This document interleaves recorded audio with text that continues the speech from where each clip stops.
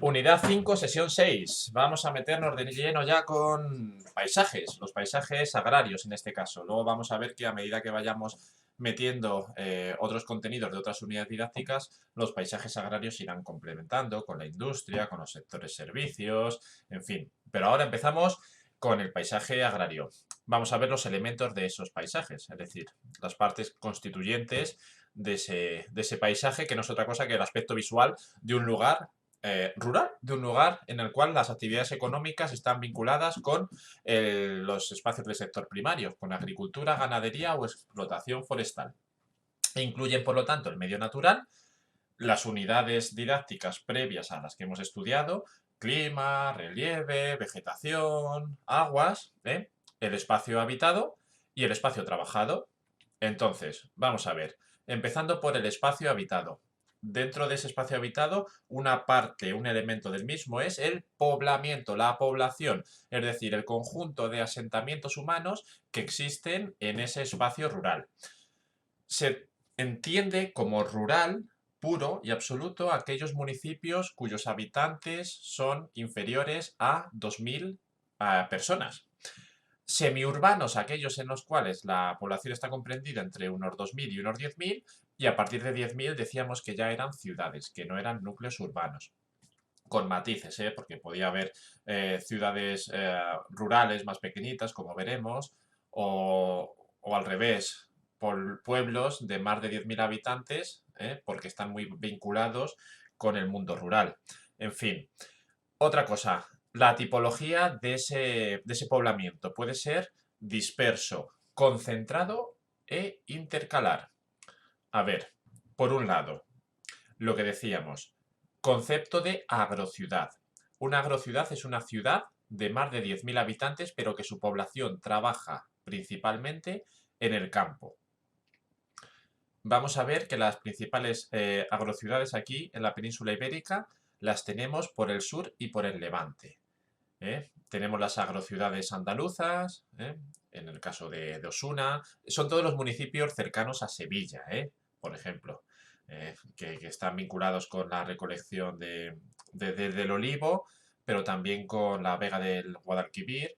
Y luego tenemos otra en Guadalajara, o perdonar, en Badajoz, Don Benito, o en Albacete, La Roda, en Murcia, Jumilla, es decir, ciudades de más de 10.000 habitantes, pero que su población o su economía base está orientada a el mundo del sector primario, a la agricultura o a la ganadería, principalmente a la agricultura. Entonces, ahora sí, los tipos de poblamiento. El disperso absoluto. Todas las casas separadas y aisladas unas de otras. Esto es algo excepcional, ¿eh? ¿Dónde encontramos que tengamos una casa aquí, otra un kilómetro más para allá, otra?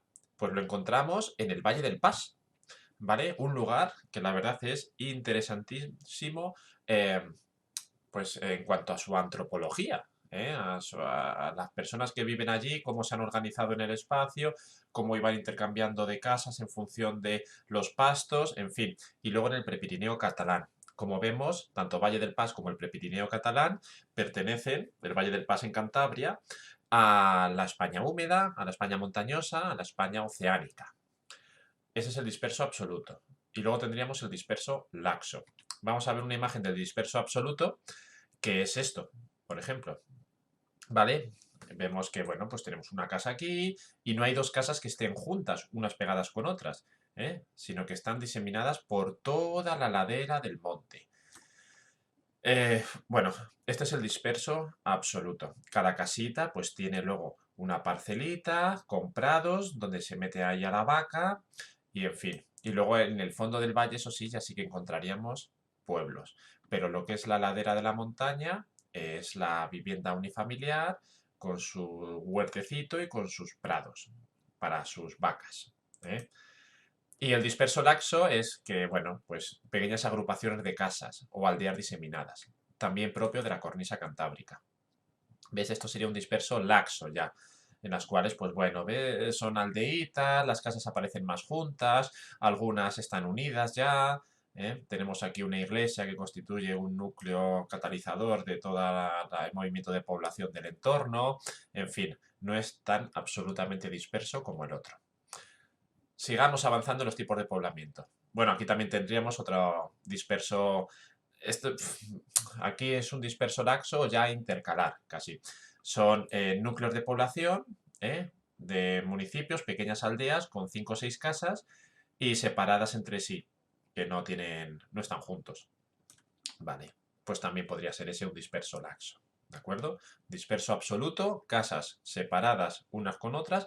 Disperso laxo, cuando aparecen ya formando pequeños grupitos chiquititos. Bueno, el tipo de poblamiento concentrado. El concentrado es el que estáis más, yo creo, acostumbrados a ver, por lo menos los que habitáis en la España mediterránea. Son los pueblos en los cuales las casas están agrupadas, juntas, con sus calles, y para ir al siguiente pueblo, pues hay que recorrer un espacio agrario, un espacio de tierras de cultivo, hasta que llegas al siguiente pueblo, que de nuevo vuelven a ser un grupo de casas, juntas, agrupadas, constituyendo un núcleo cerrado, cercano, en fin, que están separadas, como decimos, por terrazgo, es decir, por parcelas de cultivo. En toda España encontramos núcleos concentrados, por supuesto. Lo que pasa que es más característico del interior peninsular. O más bien es que en el interior peninsular no hay casi tipos dispersos de hábitat. Sin embargo, en el levante o en el norte ya se mezclan entre sí. En la mitad norte son concentrados o tienen núcleos concentrados, pero son más pequeñitos y están más próximos entre sí. Y en cambio en la mitad sur son, y en Extremadura, núcleos más grandes, pero que están bastante separados. Es el concepto que decíamos de agrociudad. Es muy característico, por ejemplo, cuando uno viaja por Extremadura, que, bueno, tienes extensiones muy amplias de campo entre pueblo y pueblo. Luego los pueblos, claro, ya son de una entidad determinada, pero la distancia entre uno y otro es muy grande. Hay dos modalidades, ¿vale? El poblamiento concentrado lineal, que es este de aquí, y el apiñado. El lineal es porque el pueblo ha ido creciendo y evolucionando en función de una vía de comunicación, de una carretera o de un antiguo camino. Y la gente pues iba asentando allí a lo largo de la historia y ha ido creciendo en ese sentido, a lo largo del camino. Y las tierras quedarían del pueblo pues detrás de ese camino. Y luego tenemos el apiñado, pues que crece más como un núcleo con un plano circular, rodeado muchas veces de una muralla y que suele crecer, originarse en un lugar que es un cruce de caminos, del cual salen varios caminos en todas las direcciones y el pueblo pues ha ido creciendo ¿eh? En todas las direcciones, no en una única dirección. Aquí vemos, por ejemplo, en el caso, bueno, claro, que más cercano nos cae, que es el municipio de Alcorcón, que tenía en su momento, antes de pegar el boom urbanístico, una tipología lineal, puesto que se desarrolló en una antigua vía pecuaria que comunicaba la submeseta norte con la submeseta sur. Y lo que es la calle Mayor y la calle Los Cantos eran las vías pecuarias que continuaban, ya os digo, hacia Toledo. Y entonces ahí fue creciendo el municipio, en este caso de Alcorcón, y como este mismo, otros muchos. Este sería lineal. Y luego tenemos el caso, bueno, contrario, más cercano es Móstoles, que en su momento también, ahora ya, claro, queda difuminado por el crecimiento tan espectacular de la última mitad del siglo XX, es un municipio concéntrico, desde un núcleo central, como está en cruce de caminos, ¿vale? Pues fue creciendo, estirando los brazos, los tentáculos en todas las direcciones. Por otro lado, el poblamiento intercalar, ¿eh? Aquí es difícil a veces diferenciar entre el intercalar, del disperso laxo, en fin. Digamos que se superponen en buena medida el concepto de uno y otro. Es muy fácil diferenciar el disperso absoluto, las casas sueltas, el concentrado, los dos tipos, y luego ya el intercalar y esas variedades intermedias cuesta más. Entonces, ¿qué son? Casas diseminadas a partir de núcleos concentrados primitivos. Esa es la mayor diferencia. La mayor diferencia entre el intercalar y el disperso laxo es ese, ¿vale? Que el disperso laxo eran 2 o 3 casitas por ahí perdidas en el monte, juntas entre sí, y aquí es que hay un núcleo primitivo, ¿vale? Un núcleo de población, y que han ido creciendo casitas en el campo hasta que se une casi con el municipio de al lado. Entonces a eso se conoce como intercalar y es muy propio y muy típico del Levante peninsular. Y os voy a enseñar aquí algunos tipos de casas, bueno, en función de la geografía nacional, los distintos nombres que adquieren, por lo que considero que es, la verdad, algo curioso y que alguna vez tengamos o retengamos esa información para que nos demos cuenta, pues, cómo se vivía familiarmente antaño en estas casitas en función de la geografía, ¿no? Aquí vemos, pues bueno, el típico caserío vasco, ¿eh? Aquí vemos la casa asturiana con su hórreo, ¿de acuerdo? Aquí vemos, este es la casona gallega, en fin, vamos a seguir viendo alguno más. Esta es la masía catalana. Aquí vemos el Riurrau alicantino con su clásico y típico portalón, bajo techo. El cortijo andaluz, supervisando ahí los montes de olivo. Y la casa de Quintana de Manchega, ¿no? Donde el labriego, si le pillaba muy lejos sus tierras o sus rebaños, pues pasaba ahí algunas partes del año, mucho más modesta que el resto. Bueno, más cositas.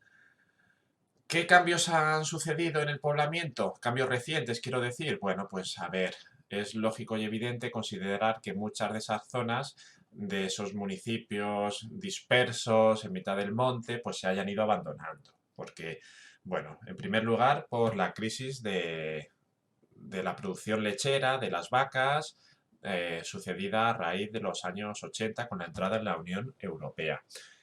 Y por otro lugar, por la falta de alicientes de un lugar así, dificultad incluso para acceder a ellas, y la gente joven pues no quiere continuar con esa forma de vida tradicional de sus familias.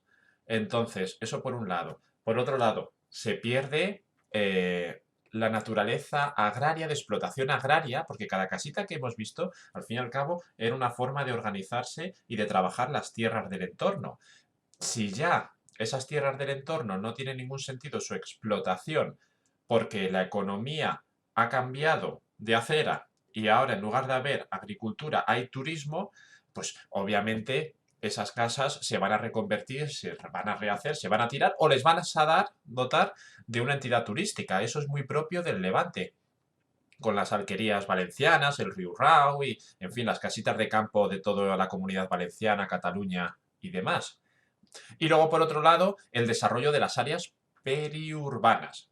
Esas son las áreas que estaban cerca de la ciudad, pero que con el crecimiento de la ciudad, digamos que han dejado de ser agrarias para el gran monstruo urbano comérselos, fagocitarlas y generar allí otras sinergias y dinámicas que tienen más que ver con la ciudad que con el campo. Se incorporan al mundo industrial, el sector servicios, entonces, bueno, cambian esas zonas rurales y empiezan a recibir usos residenciales de gente que se quiere ir allí porque además te gusta más estar un poquito más en el campo, pero cerca de la ciudad, que es donde está el trabajo, o bueno, que se le dotan de usos recreativos, para ir a jugar al paintball, para ir a plantar tu huerto o para ir a dar un paseo por el campo. El hábitat son las viviendas y las dependencias agrarias. Aquí hay que hablar de tres categorías: materiales, forma de cubierta y plano. ¿Cómo están hechas las viviendas? Hemos visto el nombre de cada una de ellas, de estas explotaciones agrarias, pero también vamos a ver que en los pueblos rurales, pues las viviendas se podían categorizar en función de cómo estaban hechas, qué tipo de techo y cómo estaban desarrollados. Entonces, en un primer momento, materiales. ¿De qué materiales se componen las viviendas rurales? Bueno, pues depende. Depende de donde estemos y depende de los materiales imperantes en la zona. Pueden ser muros de mampostería, ¿vale? Que están formadas por piedras irregulares, unas piedras cogidas de todos los tamaños, o pueden estar formadas por sillares, que son piedras cortaditas, bien hechas y irregulares, en las cuales cada bloque es homogéneo y del mismo tamaño. La mampostería, como veis aquí, cada piedra es de su padre y de su madre. Son todas ellas diferentes, ¿vale?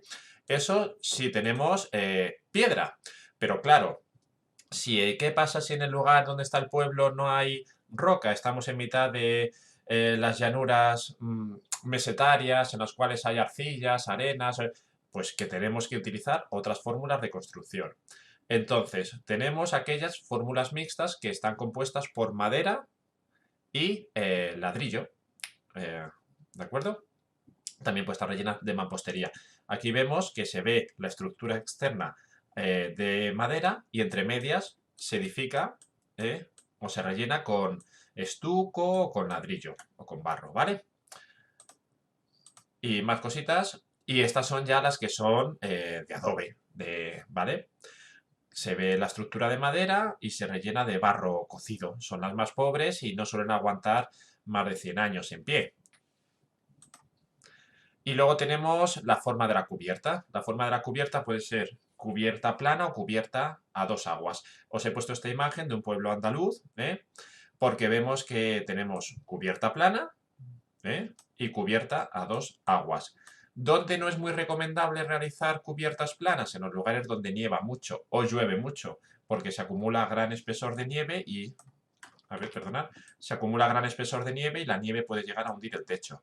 Por lo tanto, en el norte peninsular va a ser más fácil ver techumbres a dos aguas para que la nieve o el agua resbale más fácilmente. Y en cambio, en el sur y en los lugares mediterráneos, encontrar techos planos. Y luego tenemos el plano de la casa en sí. Aquí vamos a diferenciar también distintas casas. Tenemos la casa bloque, es decir, que es aquella casa en la cual dentro de la misma casa y de casi de la dependencia convivían los animales en ganadería o los aperos de labranza, si estamos en un lugar agrícola, pero más bien en la ganadería, ¿vale? Con la propia familia, con el propio ser humano. Esto hoy en día ya está, casi es algo de museo, ¿eh? Ya muy poquita gente vive de esta manera, pero es como se ha vivido durante siglos y siglos, ¿eh? Y de estas diferenciamos la casa a ras de suelo y la casa en altura. Es decir, la casa a ras de suelo son las pallozas gallegas, ¿de acuerdo?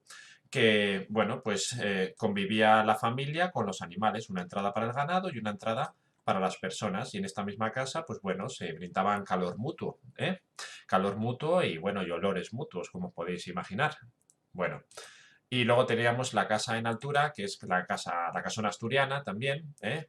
Esta está reconvertida como en casa rural o en algo parecido porque está muy bien, pero bueno, tenemos las dependencias de los habitantes humanos en la parte superior y en la parte baja normalmente solía estar el ganado. Y así el calor del ganado subía y hacía de calefacción natural a los inquilinos.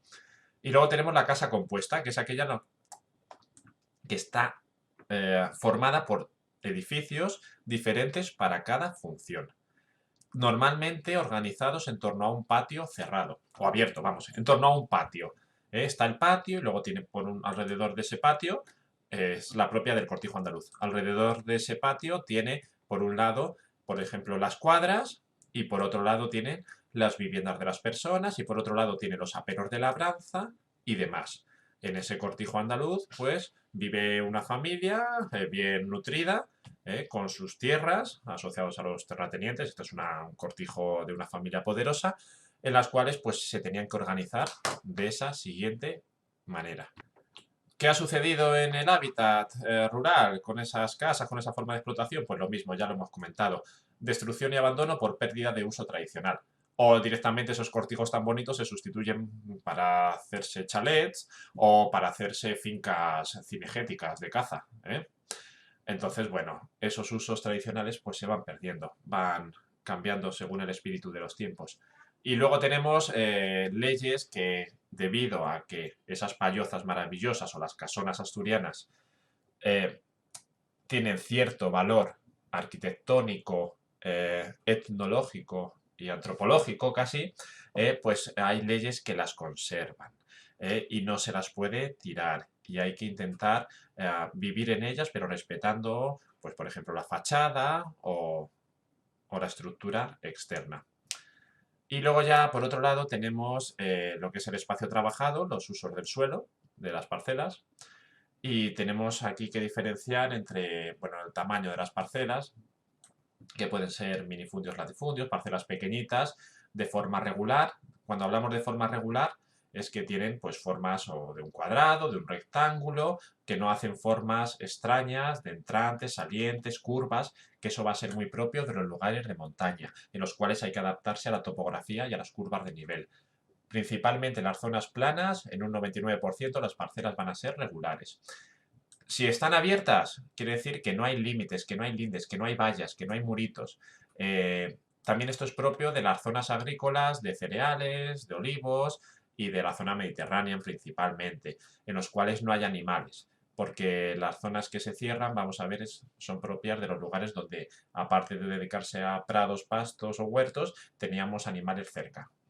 Y luego tenemos por otro lado parcelas grandes o latifundios, que estas son las típicas propias de aquí, de la península ibérica, las grandes fincas de olivos de Andalucía, extensiones de más de 100 hectáreas por parcela, es muchísimo. Y luego tenemos, por otro lado, las parcelitas pequeñas o minifundios también, pero que tienen forma irregular y que están cerradas con setas. Con setas no, perdonad, con setos. Como os decía antes, estas parcelas ya siguen, bueno, tienen formas más curiosas, más peculiares, más adaptadas a la topografía y se les pone lindes, ya sea en forma de setos o de muros de mampuesto, para que los animales que hay en el interior pues no se escapen, no se vayan a las fincas del vecino y que se coman allí sus lechugas o se coman sus prados y tengamos un problema. Vale, propias del norte peninsular español. Entonces, bueno, y en cuanto a los usos, pues pueden ser agrícolas, este es uso agrícola, ganadero, esto es uso ganadero, este sería agrícola también, y forestal o mixto sería pues cuando empleas, por ejemplo, suelos de dehesas en los cuales hay explotación, puede haber cultivos de cereales, se les puede meter animales también que se alimentan de las bellotas de las encinas. También decimos que las dehesas, recordaros que son propias de Extremadura y de Castilla y León. Y con esto terminamos esta parte de estudio de los elementos del espacio agrario. Espero que os hayan gustado. Hasta la próxima. Adiós.